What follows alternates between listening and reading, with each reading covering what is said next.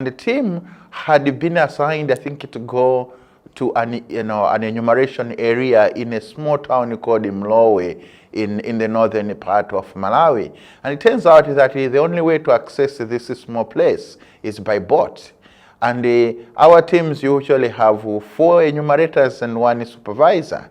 And out of those 5 people, 4 of them had never been on a boat before. So they asked the national investigator in Malawi if they could have this EA, I think this was in round 6, if they could have this enumeration area substituted because they just didn't feel comfortable riding on the boat. But of course, the national investigator said no. If this enumeration area has been selected and it is in Malawi, then you have to go there. So anyway, they hired a boat.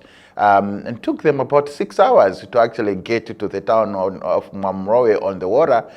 They got there, they did their interviews. And then on their way back, just about 2 hours while they were on the boat, it turned out that the boat had run out of petrol. So they were stuck in the middle of the water. Most likely, very few, if any of them, could swim.